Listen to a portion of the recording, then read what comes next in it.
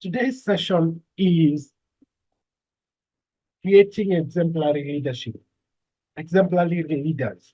And this is our last part in a 4-week session where we had reporting and measuring impact of learning, the performance and productivity matters at the workplace, achieving strategy execution using learning and development. And then lastly, today we'll be doing creating exemplary leaders. Our guest today will be a gentleman, Leslie George from Lagos, Nigeria. He will be joining us shortly. He has been stuck a little bit in traffic. And we will be discussing with him our topic of today. Just to introduce myself, my name is Martin Wanjohi. I have the pleasure of leading the organization called High Performance Africa. And High Performance Africa, what we focus on is on strategy execution, using the balanced scorecard, instruction design. It is basically designing learning to enable transfer of skills and transfer of learning. And then we focus on performance improvement, leadership development. And on the right-hand side, just a few customers we've served within these areas. Just a quick one on what we're having for learning and development this coming month, in the month of February. We have 3 programs set up. One is the artificial intelligence HR expert. And then the other one is the balanced scorecard, the certification program. And we have what we call performance needs analysis. Then in March, we are focusing on learning and development. And we have a certified training developer professional certification, a certification on instruction design, and a certification on e-learning instruction design. So just to share with you what we do and what we have coming up. And we will be sharing with you our training calendar for your purposes of learning and growth. So our philosophy, we believe the only purpose of learning is to improve skills and improve performance. Short of that, then learning is not happening. So a brief of today's session. What we want to look at today is, ideally, what sets apart great leaders? And what do great leaders do? And how does one become a leader that leaves a legacy, again, in their field of experience? So we will be talking of leadership from the perspective of corporate environment. We will not be looking at political leadership or appointed or elected leadership. Then the other thing we'll be looking at is, how can we, as people development professionals, create exemplary leaders, or is it an impossibility? So thank you very much. And to welcome you, I'd like to request if on chat, you can share which town you're joining us from, which town or country you're joining us from this evening. You can just share that on chat. We'll be doing a lot of interaction on chat, so be free, type in. You can even know, we might even see whether we can interact where we have people raise their hands and ask questions. Okay, so I'm seeing someone from Nairobi, Eldoret, great. Okay, where you're joining us from this evening. Okay, so as the others type in on chat, I'd like to ask a question. Which leader do you know in the corporate space, whether in Kenya or within the African continent or globally? You can name just one leader who you know, and in a corporate setting, in a business leader, to be more specific. You can type that on chat. One business leader you know, or you admire for that matter. Okay, we're waiting to see responses to that. One business leader you admire. Okay, Julian, okay. Someone else, you can share that on chat. One business leader you know, or you admire. Basically, admiring would be the better. Like teach from KWS. Okay, currently at Jubilee, if I'm not wrong. Okay, thank you very much, Ezekiel. Someone else? Okay, so as we continue to share that, now there's some skills that for one to be a leader they require. and some of them are basic. Basic in terms of what we call core competencies. And these are competencies or skills that help you to be useful to yourself. Now, things like emotional intelligence, critical thinking, problem solving, being creative. Those are some of the skills that you require fundamentally to be a leader. And those are things we acquire as we grow up, whether based on what we are, based on what we are exposed to. The environment we are exposed to determines the levels of emotional intelligence, the level of problem solving, the levels of creative and critical thinking, and we develop that in time. When they do come into use is when we're faced with problems. Now, most leaders, you realize, solve business problems, maybe at a higher level, not at an operational level, but it depends on which level the problem exists in. Now, let me just ask the audience, what do you think is the work of a leader? What does a leader do actually? And please do not use the word that a leader leads. What do you think a leader does? What does a leader do? Let's share that on chat. What does a leader do? Or someone would be bold enough to just open their mic and share. Ezekiel, maybe let me ask you, in the case of Keep Me Teach, what does he do? I'm seeing Rose to sell a vision to the people, okay? And I see another leader mentioned, Dr. Mwangi of Equity Bank, especially on the issues of wings to fly, which has been helping build leaders of tomorrow. So again, just to borrow from that, Dr. Mwangi, what he's doing is building the leaders of tomorrow. Okay, Ezekiel, if you're free, you're able, you can unmute and just share. What do leaders do? I'm seeing Titus catalyzes productivity. Titus, maybe I could ask if you could share some more on that, if you can do voice. So the key thing of a leader to do, what the key things a leader does is to create a vision, sell that vision to the people, and enable them to deliver on that vision. Now, huge things and huge skills requirements. But then leaders also people. Can leadership be taught? If you took people and put them in a classroom for a period of time, would you make leaders of them? The answer to that is yes, you can actually be able to make leaders of them because leadership skills can actually be taught. And with practice, there is practically nothing in this world that cannot be taught. So long as it is a skill, so long as it is broken down to the small bits, and then the bits can be taught to the people. Problem is, it might take a while of practice to get to levels that we want people to be. So the question of whether leaders can be created, leaders are born, leaders can be created, whether they're born or not, that's something, another philosophy discussion. Now, we might want to ask ourselves, how does one become a leader? And I think sometimes fate is something people say that luck is opportunity meeting preparedness. So there are people who become leaders because they were in the right time, right place at the right time, and ended up doing the right thing. So leadership, how one becomes a leader, there are quite a number. There is no one path. There is no one path that tells us how to become a leader. And I think most of the people who are leaders, you would find were just doing their thing, and before they knew it, they were in a leadership. There are others who planned it out. So you can have those types where you have someone planning out their leadership journey and planning to be a leader, and others, they find themselves in situations lead to them finding themselves in leadership. And then now the question of leaving legacy.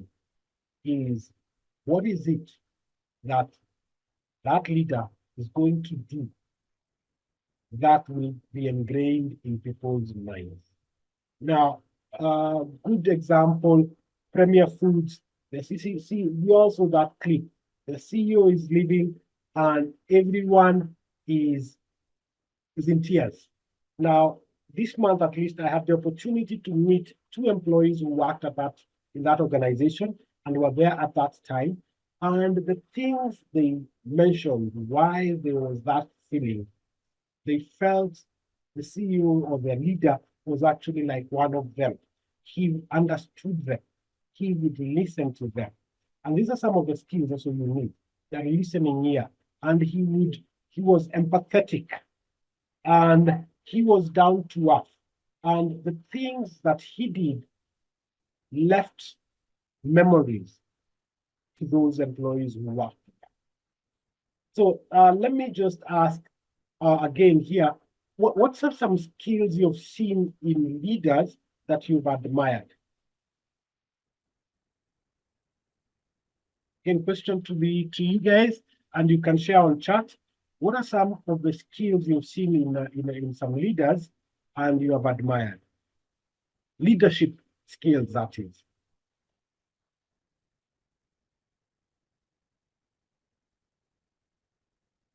You can raise your hand and then you can unmute. Let's participate.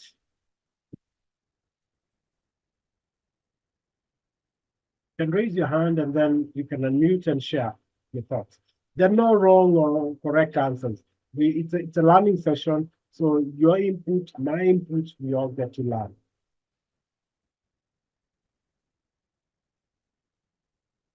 Okay, someone is thinking around that. Let's also now look at, do HR professionals have a role to create or an obligation to create leaders?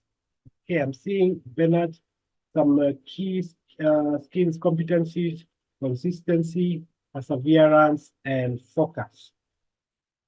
Now, all these three skills mentioned, consistency, perseverance, and focus, can actually be learned. They can be taught, thus they can be learned. So all leadership skills, leadership can be actually be taught. So someone else, you can share some key leadership skills you've seen in some leaders you admire.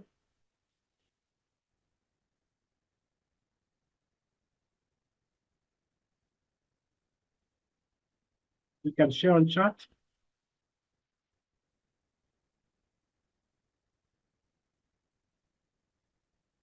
Okay, so let's if you love reading, oh, by the way, I need to share this for everybody in here. We sent out an email, and the email had a link to the webinars WhatsApp chat group, and we normally continue these discussions in that group. So that group discussion, that's what WhatsApp group only has topics that we have discussed in webinars. So one of the key things that a leader needs to be able to know is how to prioritize the things, the activities, the things they need to do, what they need to deliver.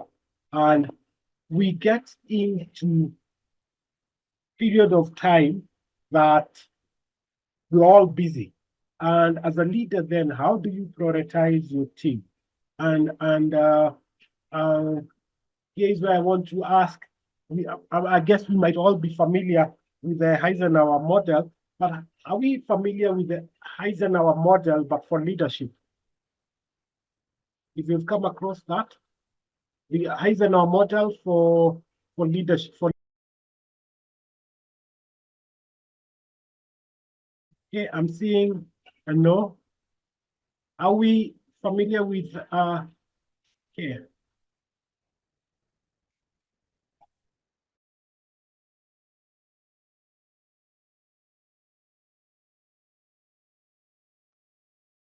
Okay, so the model actually, and I'll share with you, I'll share it after this session.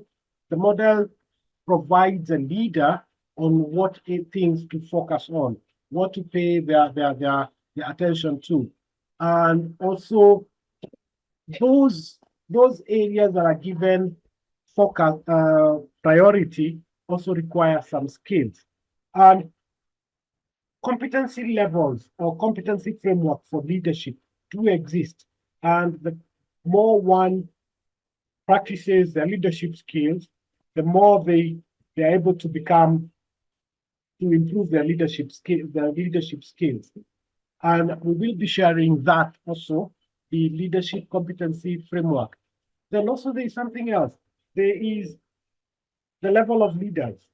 Now, all leadership is not the same.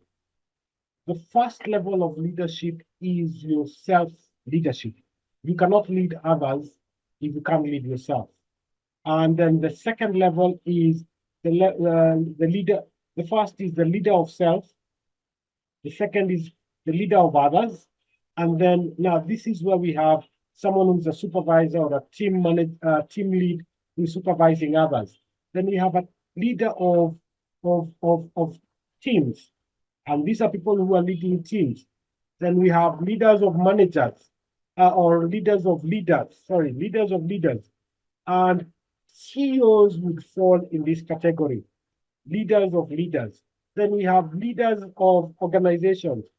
There might be a thin line between the leaders of leaders and the leaders of organizations, but within the leaders of organizations, you would have the board members or the board chair. Now, those are the various levels of leadership. Now, how one becomes a leader then, you would need to start right from the bottom of the leader of self, then become the leader of others, then become the leader of teams and leaders of leaders. So I'm seeing Leslie's joined us, so I'll welcome him, and we'll just have a discussion around what we had planned today. Leslie, welcome very much.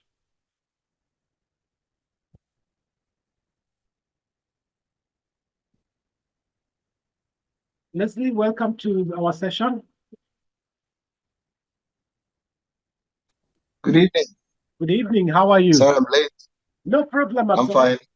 No problem. We've got about 15 minutes, and I've been sharing with the audience a few things around leadership. Okay.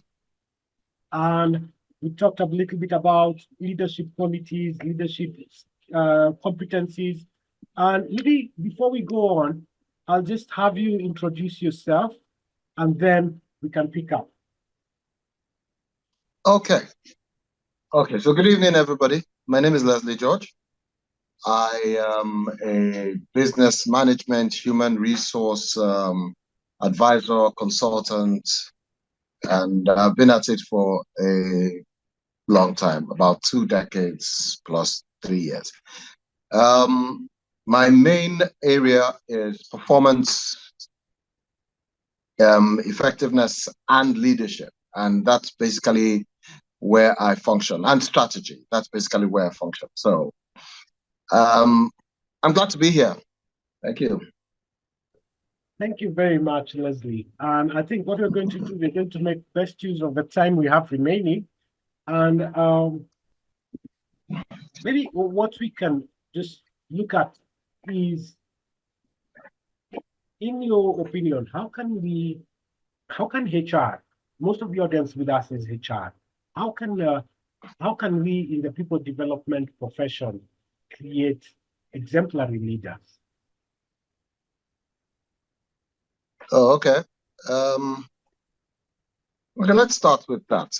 First things first, exemplary. What kind of leadership we would describe as exemplary leadership? What kind of leader we would describe as a leader that's exemplary? It's the kind of leader who actually sets the tone for how he or she wants his people to be, how he wants them to behave, how he wants them to react or respond to situations, how he wants them to think, how he wants them to use capacity, how he wants them to pursue results. He sets that tone. He shows it, not just says it. That's basically what we would describe as an exemplary exemplary leader.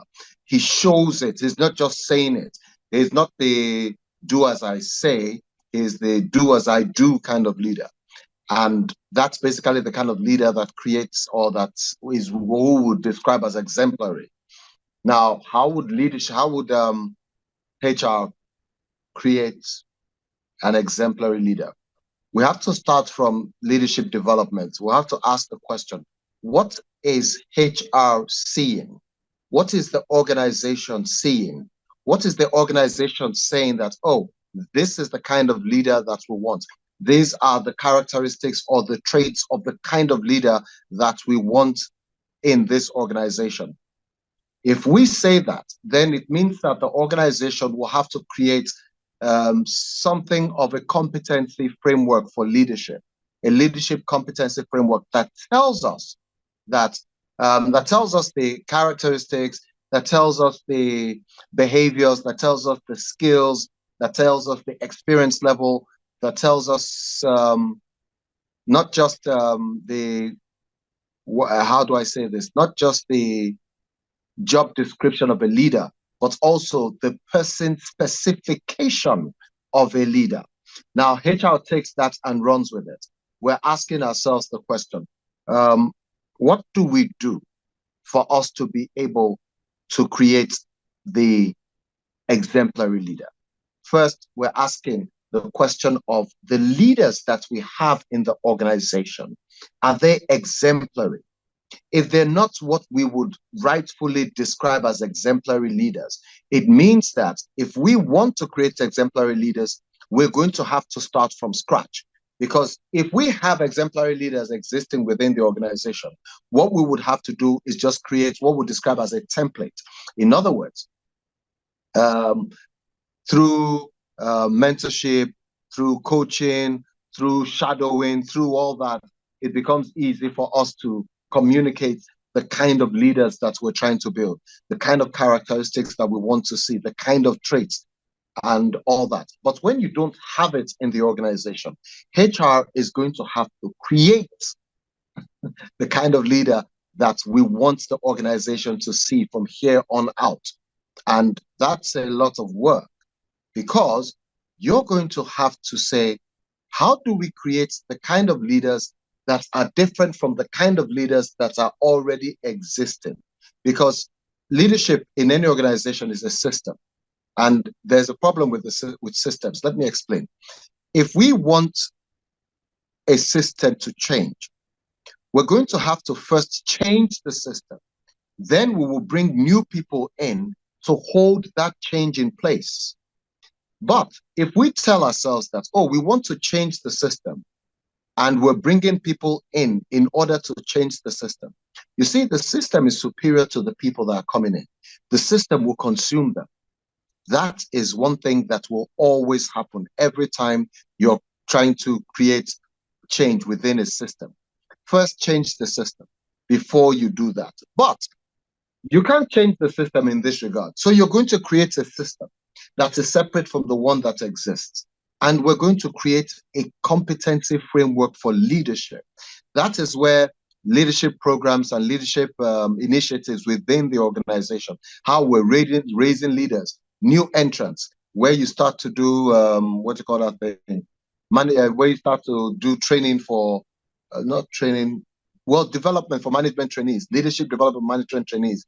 And then you start to create tracks for those ones that are showing promise. And we're creating leadership tracks for those ones. The thing that is most important here is HR must determine what we want to see in a leader and how we can actually do that in an organization that already has a system that we're trying to change. What will happen is every time when you're building these new people, you're injecting them into the system. And as the system moves and it shifts, these people are the ones that are going to take up positions. That's the easiest way to actually change the kind of leaders that you have. Exemplary.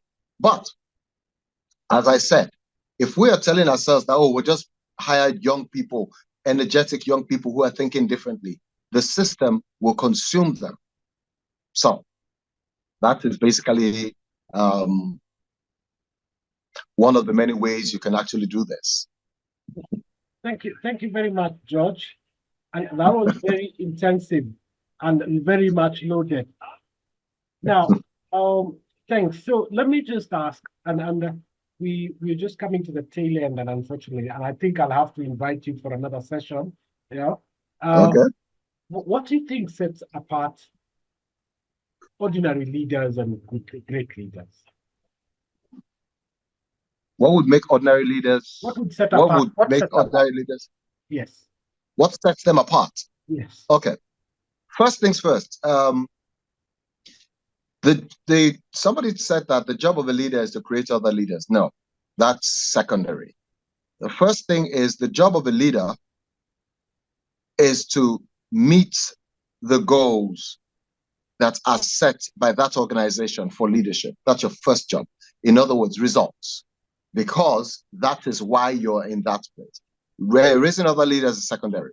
But the thing is, when you have ordinary leaders and exceptional leaders, the exceptional leader understands the objective, understands what the assignment is, so to speak.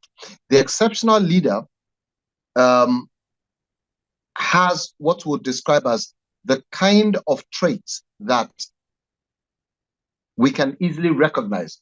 Traits like integrity, traits like the kind of attitude that makes people say, "Ooh, I like this person. I want to follow this person." The thing about leaders is exceptional leaders have to be people of influence. But what kind of influence? Not just influence, what kind of influence? The thing about influence is you're not making people follow you. You're not making people, you're not making people follow you. You're not forcing people. You're not compelling them. You're not using coercion. You are being the kind of person that they want to follow, the kind of person that they want to be led by, the kind of person that is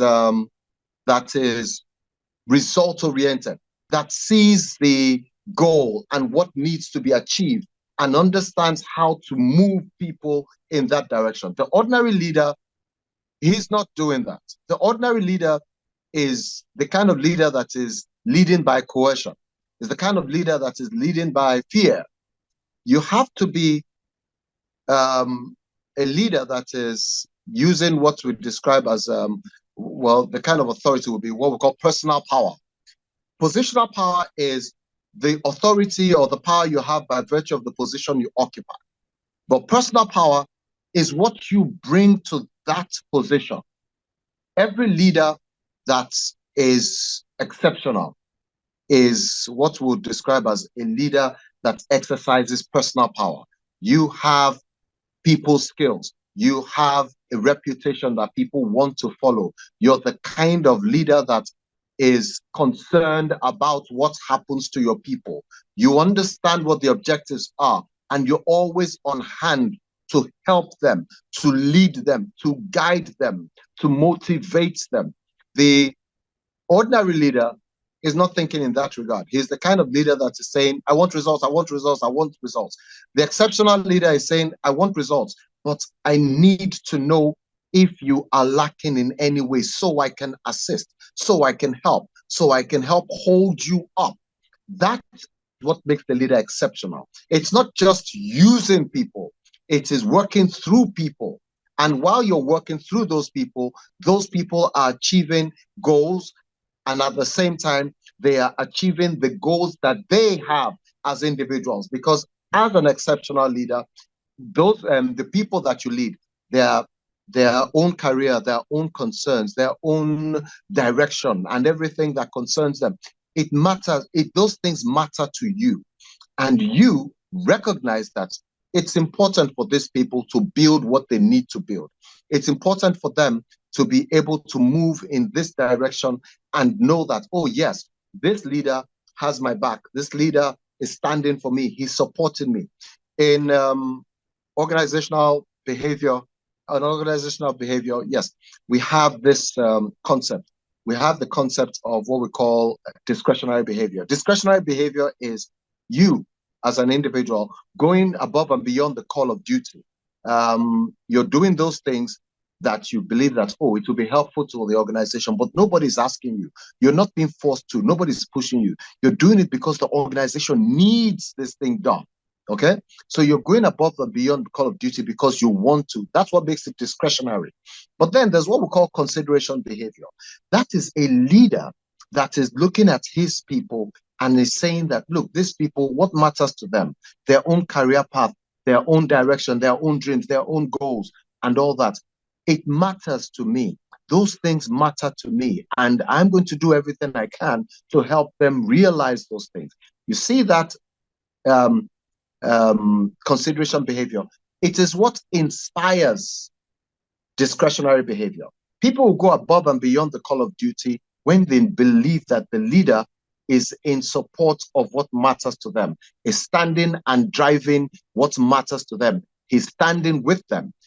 That is why if you have what you describe as a regular leader and you have an exceptional leader, the exceptional leader must be demonstrating what we describe as consideration behavior. There are lots of things that we can, there are lots of differences between the two, but let me just mention those two or those three. And if we have time, some other time, we'll talk about it more. Leslie, my thinking is we need to organize maybe a 2-hour session on a Saturday, and because we can fully discuss leadership, and I think we should be doing it in the month of February, if that would be okay with you. I'm game. Thank you very much. So you'll allow me to wind up. And Leslie, we have a WhatsApp group where we continue these discussions. Our sessions are only around 30 minutes. So I'll share with you the link. And I really appreciate your time in your busy schedule to